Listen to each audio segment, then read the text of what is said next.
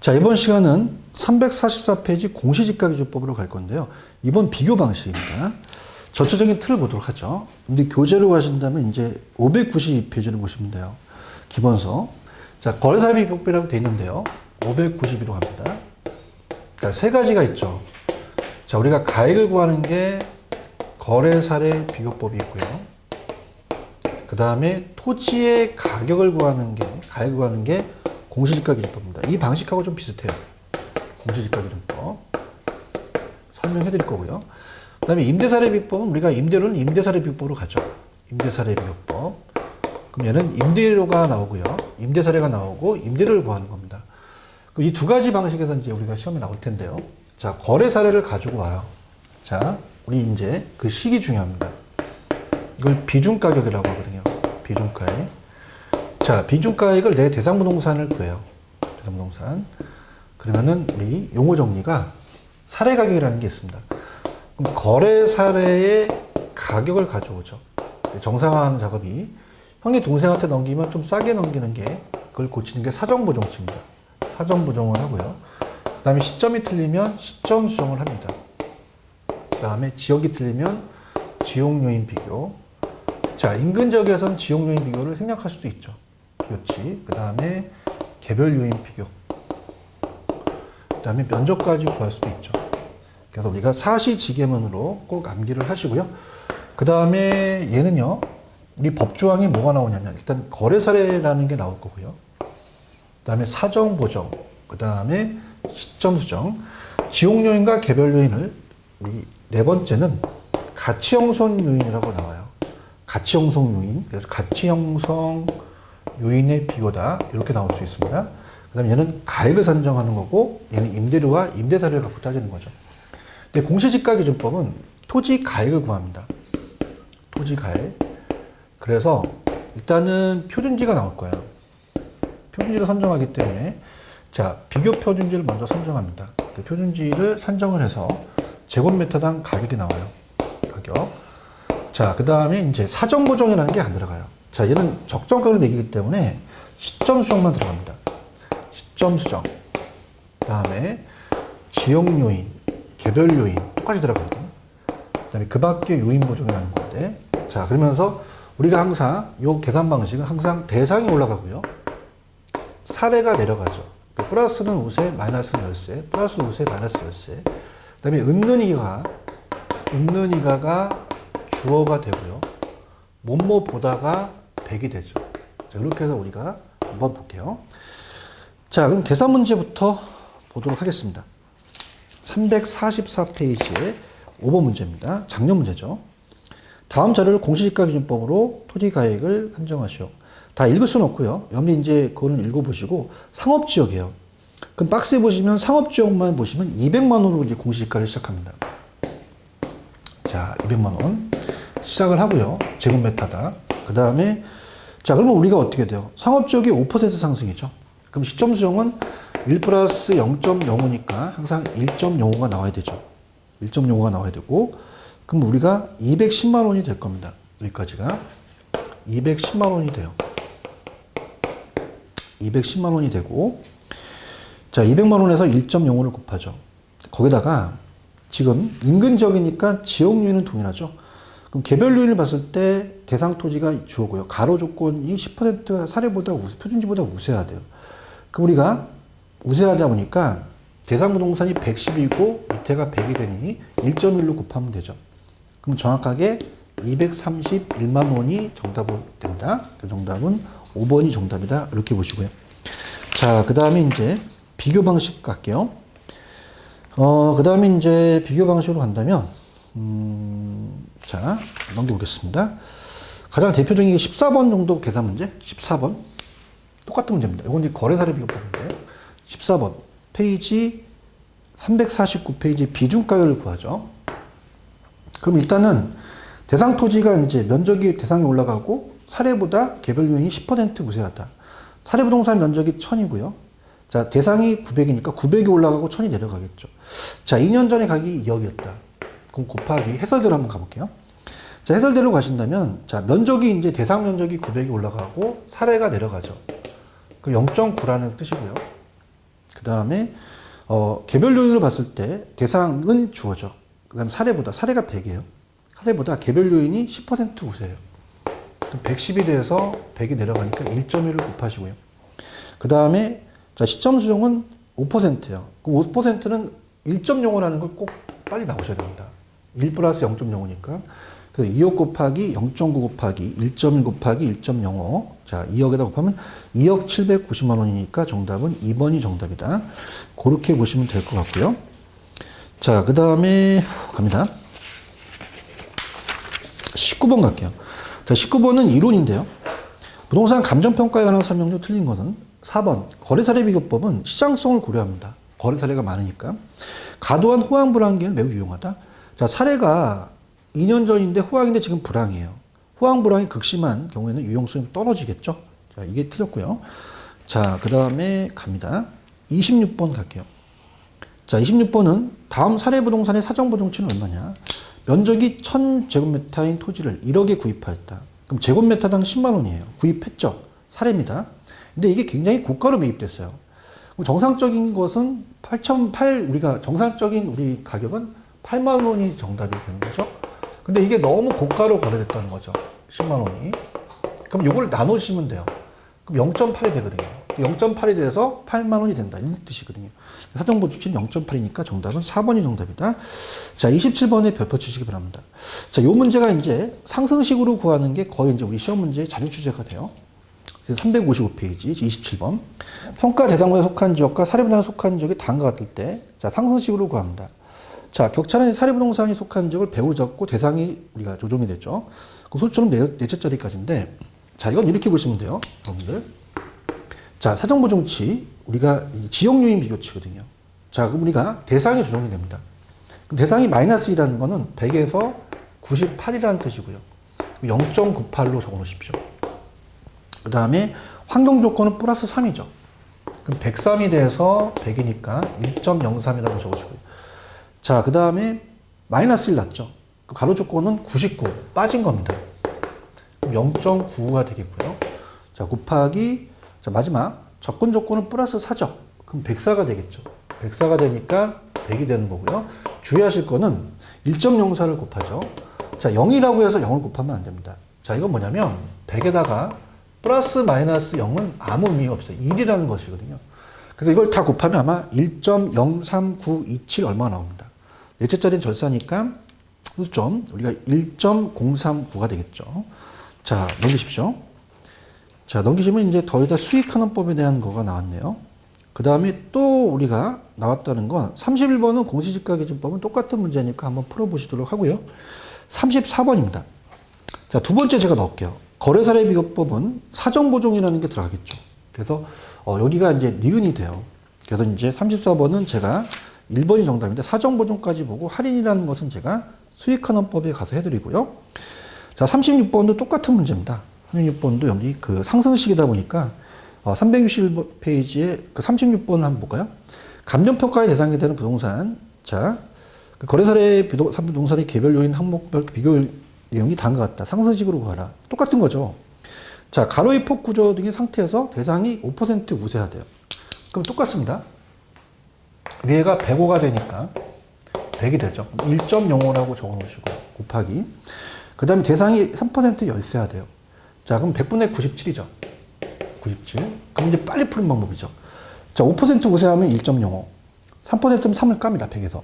그럼 0.97이 되겠죠. 이렇게. 그래서 빨리 푸는 방법입니다. 그 다음에 밑에, 자, 행정상 규제 정도가 4% 우세하대요. 그럼 우리가 4% 우세하니까 1.04가 되겠죠. 100분의 104가 되니까요. 그럼 아까랑 똑같은 문제였죠.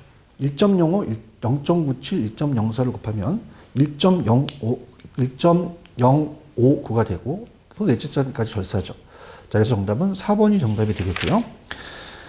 자, 그 다음에 마찬가지로 우리가 그 362페이지 38번도 뭐 우리 거래사례 비교법도 똑같은 문제입니다. 그러니까 한번 이제 풀어보는데 제가 한번 풀어드리도록 하죠. 38번. 자, 요거랑 이제 39번, 42번 이렇게 푸는 걸로 마무리하겠습니다. 자, 공시지가기준법은 뭐 이따가 문제가 또 나올 겁니다. 뒤에 공시지가기준법에서.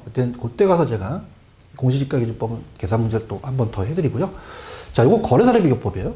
자, 자, 거래사례 비법은 거래사례에 대한 사례를 가져와야 되죠. 38번. 자, 그래서 여러분이 갑니다. 대상 토지는 면적이 120입니다. 그 다음에 거래사례는 면적이 100이고요. 그러면 항상 대상이 올라가고요. 그 다음에 사정보증은 없고요. 집가변동은 4%니까 1.04를 곱하겠죠. 그 다음에 지역 요인은 인근 지역이니까 할 필요 없고요. 개별 요인만 필요하네요. 자, 그러면 사례는 3억입니다. 3억. 그래서 우리가 그 사례가 지금 어떻게 돼요?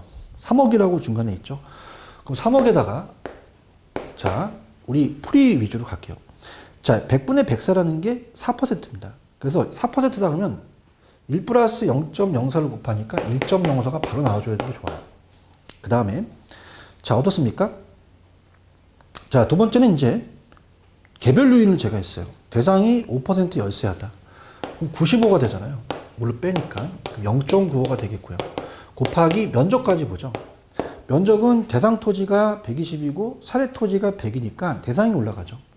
120, 100. 그럼 얘가 1.2가 되겠죠. 그럼 3억에다가 1.04 곱하기 0.9 곱하기 1.2가 되니까 우리가 3억 5,568만 원이 된다. 그래서 정답은 4번이 정답이다. 자, 39번은 좀 특이한 문제이기 때문에 제가 좀 해드리도록 하겠습니다. 자, 일단은 순서대로 나열하라. 자, 원가법에서 경제적 연수가 30년이고요. 최종 잔가율이 10%예요. 그러면 10%가 잔가가 됐다. 남아있는 게. 그러면 감가된 이유는 감가율이 90%잖아요. 이걸 30년으로 나눠주죠. 그럼 해설이 있듯이 3%가 매년 감가 비율이 되겠고요. 자, 거래사례비법에 항상 대상이 올라가고요. 거래사례가 인근 정상 가격보다 20% 저가다. 자, 그럼 밑에가 저가예요. 그러면 80이 되고요. 위에가 100이 되거든요. 1.25가 되니까 사정보정치는 2번이 정답이다. 자, 그 다음에 최초로 우리 시험 문제가 이제 42번을 가시면은 365페이지 임대사례비교법이 나왔어요. 비준 임료입니다. 자, 그럼 이것도 똑같아요. 사시지계면이라는 게 똑같겠죠. 임대사례비교법. 자, 그러면은 자, 다음 자료를 통해서 A 부동산의 연간 이준 임료를 구하라 그랬죠. 그럼 유사 임대료의 임료를 갖고 옵니다. 근데 연간이니까 자, 100만 원에다가 12개월로 곱해야 돼요.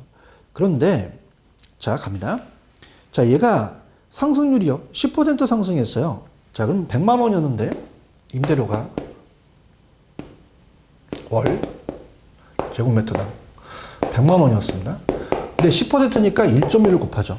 1.1을 곱하고 자, 유사부동산, 유사보다 개별 요인이 5%가 우세합니다. 그죠? 그럼 대상이 개별 요인에 있어서 유사보다 5% 우세해요. 그럼 100이고 105가 되니까 아예 1.05로 그냥 곱해버리는 거죠. 그럼 우리가 이 비준에 대한 임료가 월 115만 5천 원이 나온다는 거죠. 자, 이게 12개월로 해야지 연이 나오잖아요. 그래서 1,386만 원이다. 이것도 아마 예상 문제로 될 수 있을 것 같습니다. 이렇게 보시고요. 자, 그 다음에 이제 수입 방식이에요.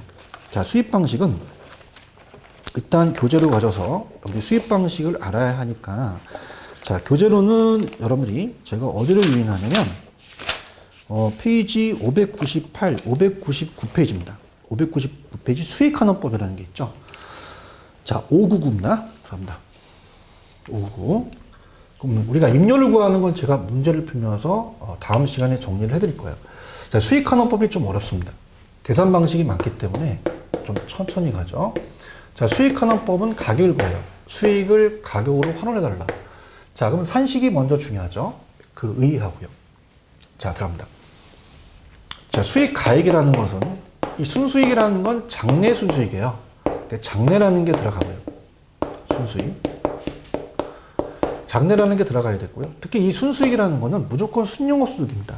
가공기 융순이라는 거 아시죠? 그 계산 방식이 중요해요. 순영업소득. 꼭 이따 해드리겠고 하고요. 자, 환원율입니다. 환원율. 그래서 정의부터 가죠. 자, 시험 문제 장내라는 게 나오겠고요. 자, 그 다음에 순수익과 자, 이 순수익이 한 해마다 자, 한 해 소득이 똑같습니다. 자, 그럼 똑같은 소득을 환원한다는 말을 써요. 근데 미래의 현금 흐름은 매년 다르거든요. 매기간. 자, 이건 할인한다는 말을 씁니다. 그 다음에 환원율이라는 거는 토지하고 건물이 달라요. 토지하고 건물. 토지는 상각이 안 되죠. 그래서 자본 수익률만 따집니다. 자본 수익률이라는 자체가 이자율, 할인율에 대한 개념이죠.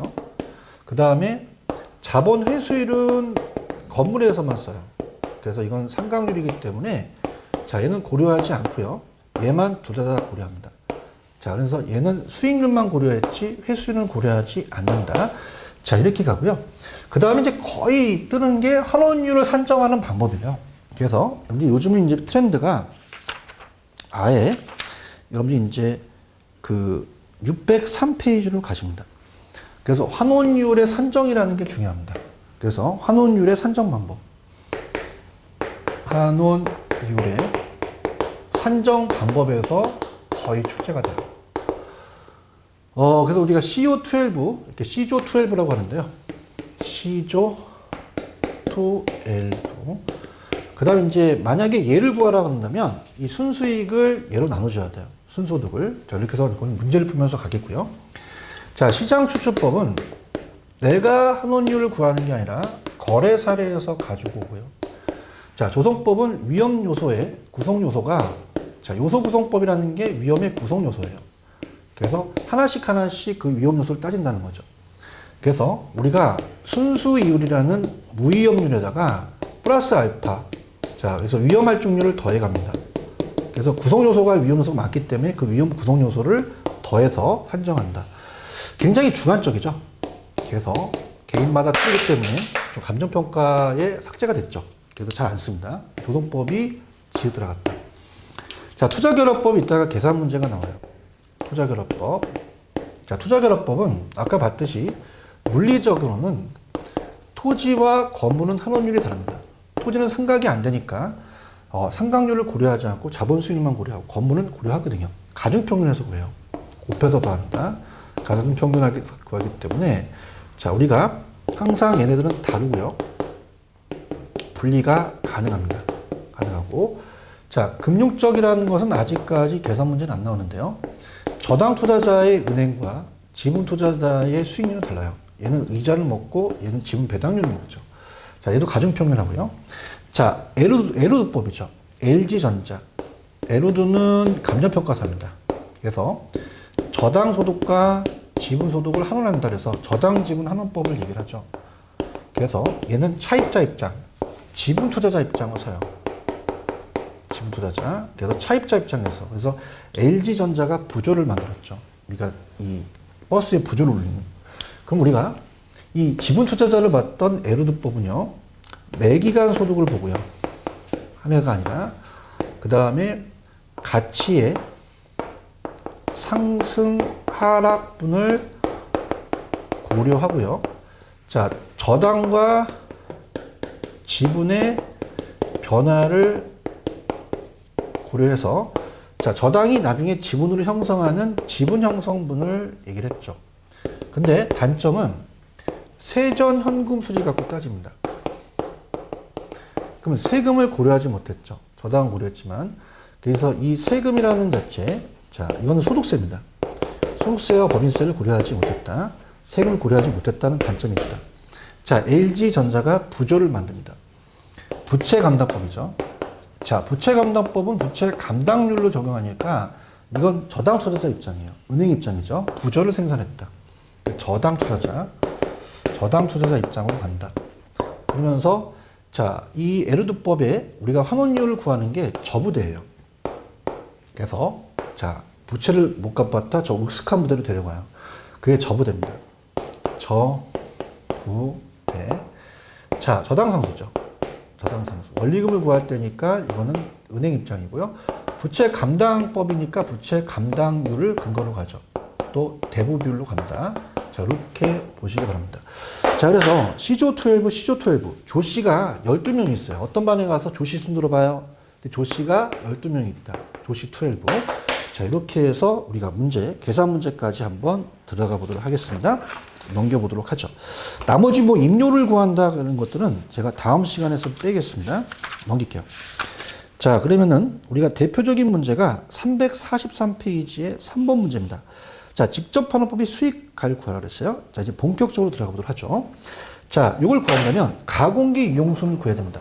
그래서 가능총소득에서 공시를 빼고 기타 소득을 더합니다. 유형순. 유효총소득이 아니면 영업경비를 빼서 순소득을 산정하죠. 자, 그러면 가능총소득이 8천만 원이 되겠죠. 그럼 8천만 원에서 공시를 뺍니다. 공시는 가능이 10%니까 800이 되겠죠. 800. 그러면 어떻게 돼요? 유효가 7,200만 원이 되겠죠. 그 상태에서 영업경비를 봅니다. 영업경비는 유지수선비, 화재보험료 들어갑니다. 재산세 들어가는데 소득세 안 들어가요. 부채서비스세가 안 들어가죠. 그럼 400, 100, 200을 합치니까 700만 원이 됩니다. 자, 그러면 700만 원을 여기서 빼죠. 700만 원.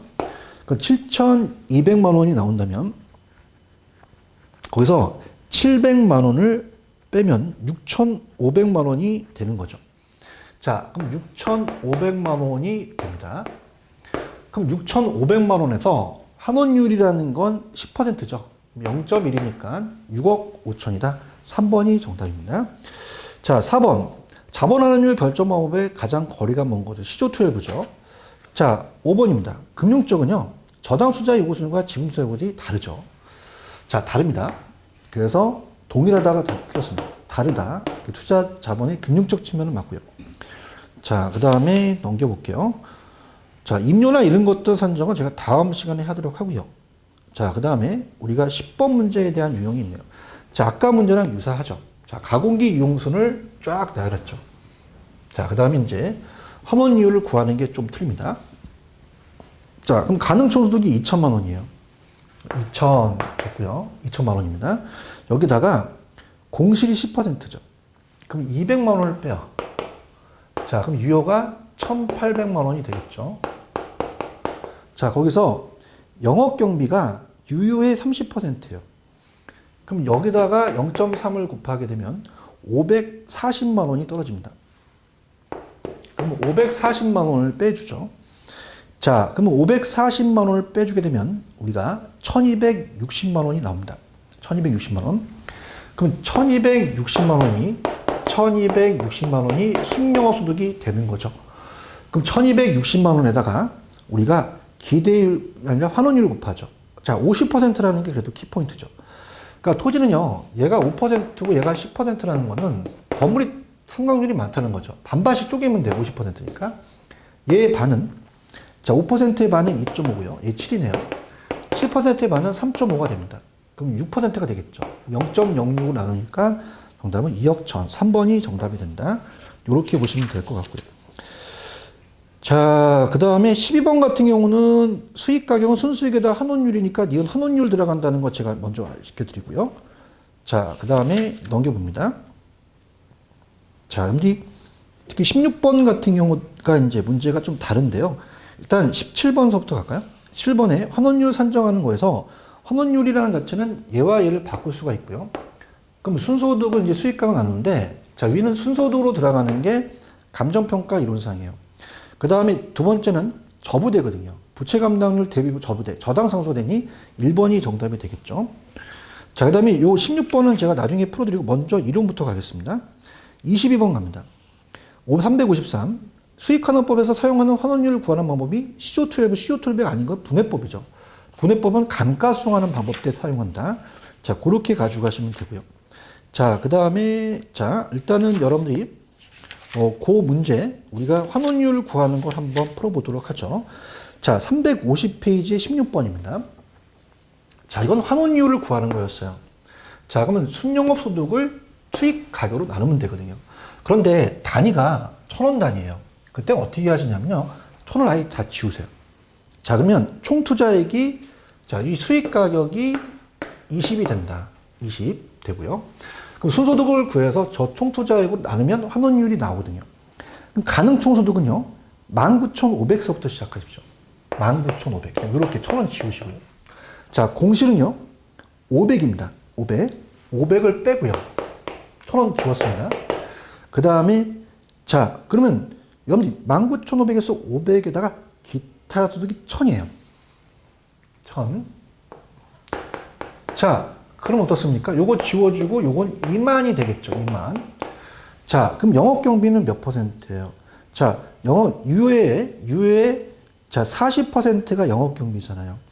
그러면 영업경비 0.4니까 어떻게 돼요? 자, 요거는 248, 자, 800이 되겠죠. 800. 자, 그럼 어떻습니까? 아니, 8,000이 되겠죠. 자, 8,000이 된다면, 자, 여기서 이걸 빼주죠. 그럼 얘는 12,000이 됩니다. 12,000. 그럼 12,000에다가 20을 나누는 거예요. 그러니까 12,000이라는 것은 여기서 해설해 보시면 1,200만 원이고, 20이라는 거는 2억이 되거든요. 1,000원 단위를 빼면 그냥 12,000에서 20을 나누게 되면 우리가 0.06이니까 6%의 환원율을 구하는 게 약간 틀리죠. 16번이 그 문제였고요. 자, 그 다음에 가겠습니다. 자, 요거 우리가 이제 이 문제가 28번은 좀 유사해요. 그래서 좀 비슷하기 때문에 여러분들이 풀어보고요. 29번도 여러분이 나중에 풀어보신다면요. 다음에 자료에서 이제 영업경비인데 이거는 그냥 참고적으로 보시기 바랍니다. 이거는 이제 다시 출제되기가 좀 어렵기 때문에 참고적으로 보시고요. 30번을 좀 풀어드리도록 하죠. 자, 30번이 이제 우리가 저부대 문제였죠. 30번을 보시면은 환원율 구하는 게, 자, 부채 감당률을 구하는 건 없어요.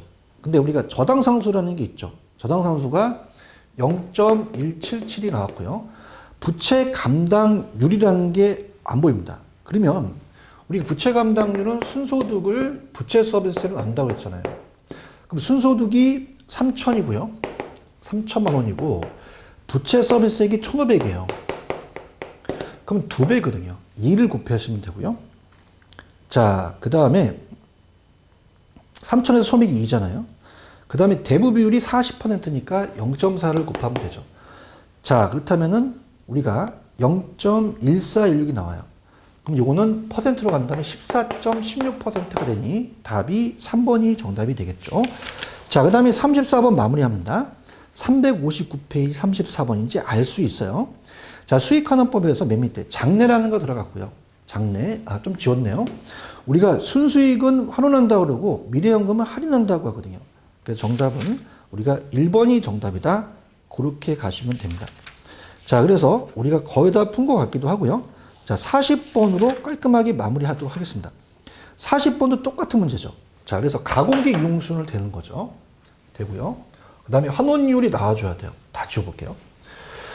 자, 기대율이 아니라 환원율입니다. 힘을 내시고요. 자, 그러면은 우리가 환원율 먼저 갈게요. 환원율은 5%로 나누셔야 됩니다. 가공기 이용수만 구하면 되겠네요. 그 다음에 영업경비에 포함되지 않는 거는 빼면 되는 거고요. 자, 가능 총소득이 5천만 원입니다. 5천만 원에서, 자, 공실 있나요? 5%네요.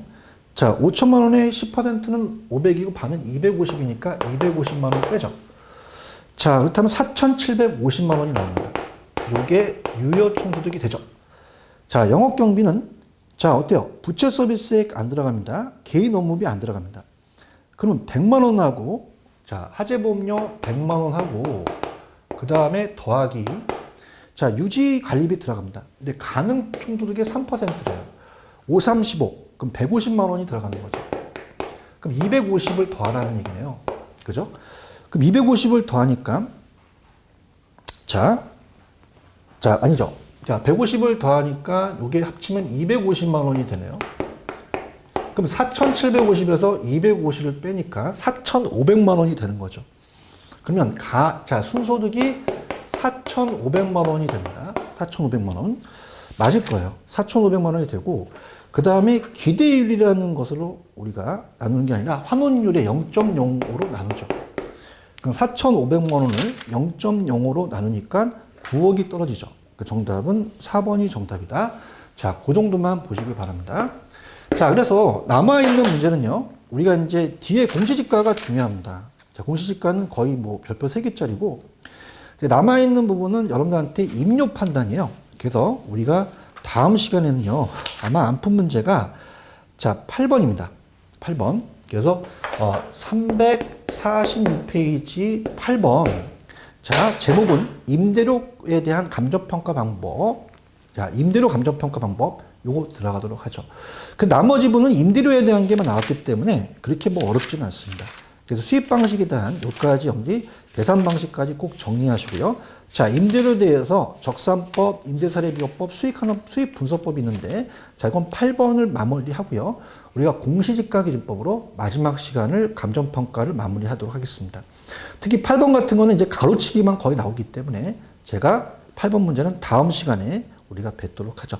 조금만 쉬었다 가겠습니다. 감사합니다.